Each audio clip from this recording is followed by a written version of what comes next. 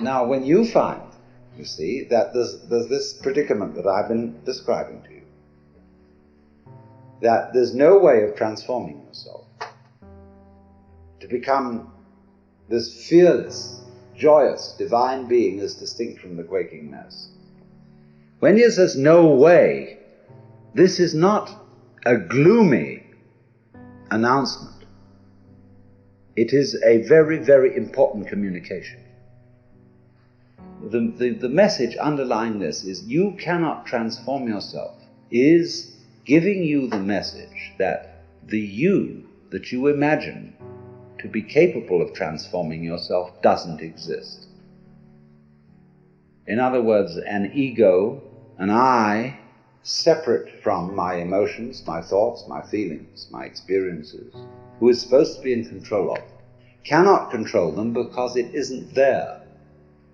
And as soon as you understand that, things will be vastly improved. Now, we can go into this. What do you mean by the word I? We're going to make some experiments. There's some number of different levels. But in the ordinary way, what do you mean by the word I? I myself, your personality, your ego. What is it? Well, first of all, obviously, it's your image of yourself. It's composed of what people have told you about yourself, who you are, how they've reacted to you and given you an impression that that's the sort of person you are. It's all your education goes into this, the style of life you put on and so forth.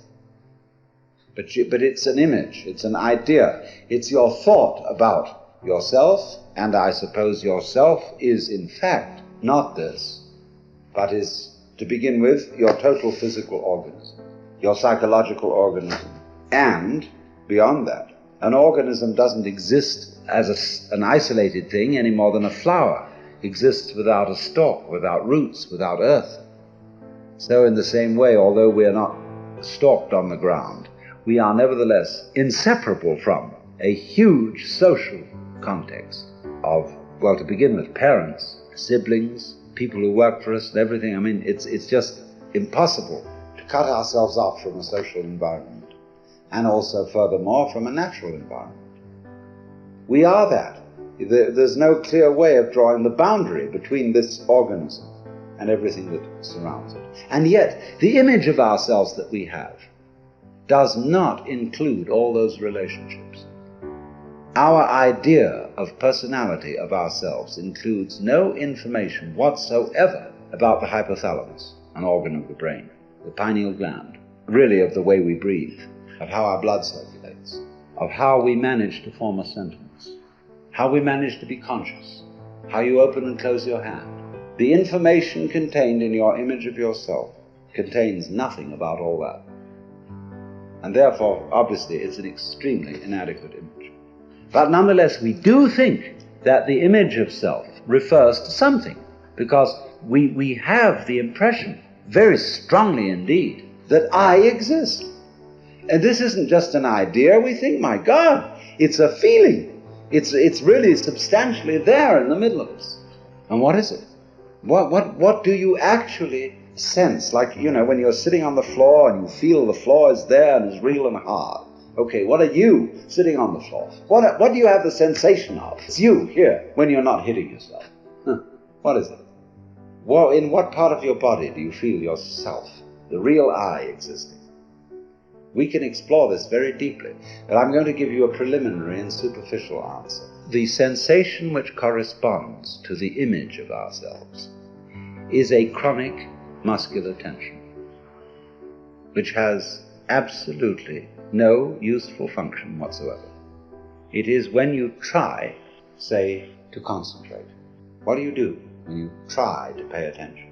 When I was a little boy in school, I had sitting next to me another boy who had great difficulty in reading, and as he worked over the textbook with its perfectly piffling information, he groaned and grunted to try to read, to get out the sounds, as if he were heaving enormous weights with his muscles. You know, spot, run, run, spot, on, you know.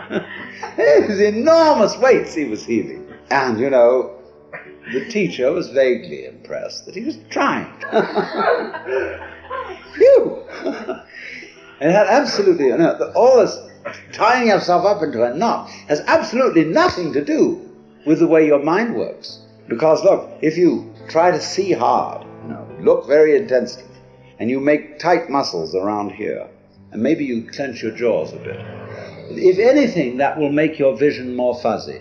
Because if you want to see something clearly, you must not make an effort.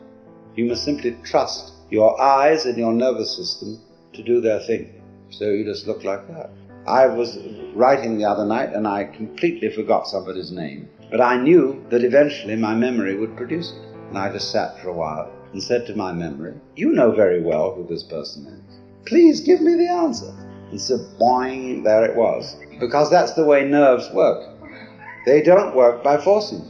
And yet we've all been brought up to try to force our nervous activity, our concentration, our memory, our comprehension, and indeed our very love.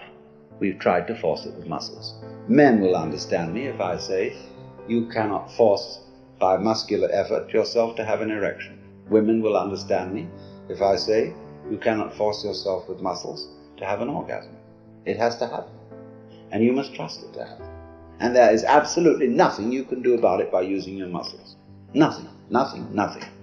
So therefore, the notion that we have of ourselves, of ego, is a compound of an image of ourselves which does not fit the facts, and a sensation of muscular straining which is futile.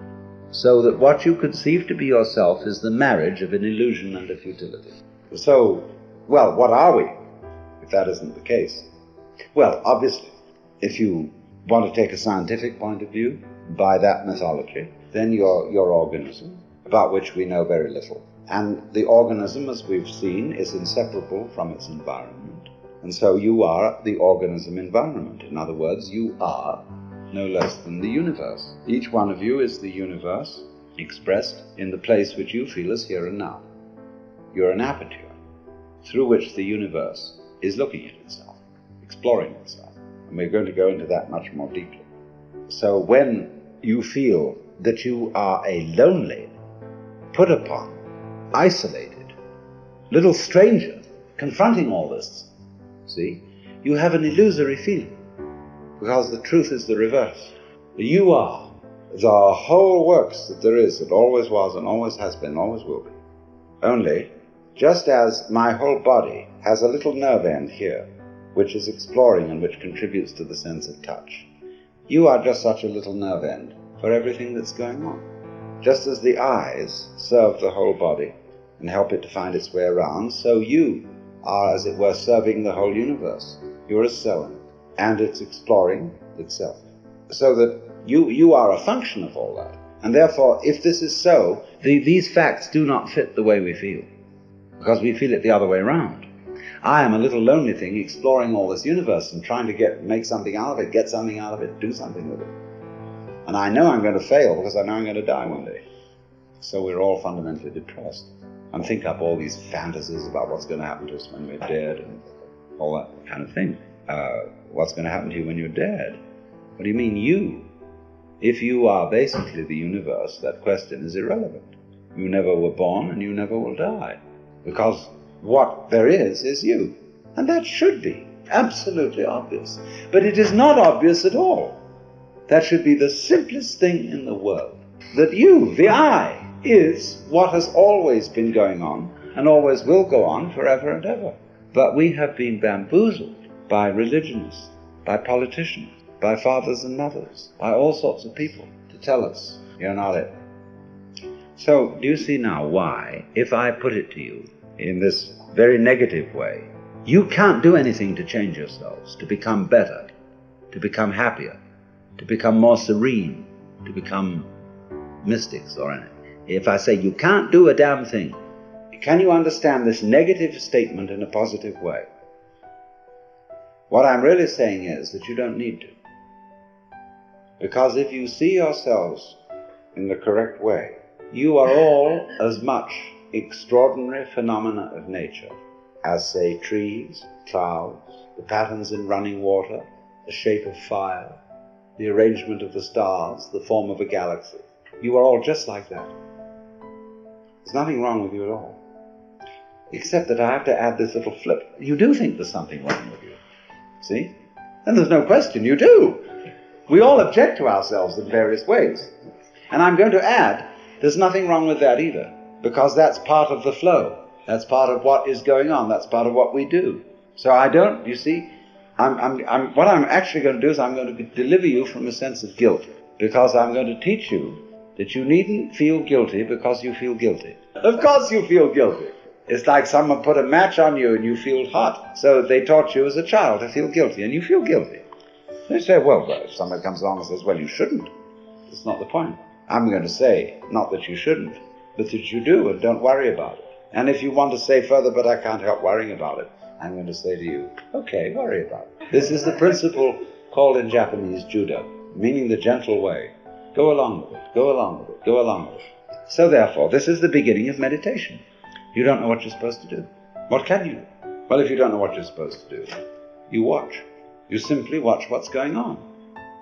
So you simply watch at everything going on without attempting to change it in any way, without judging it, without calling it good or bad. You watch it.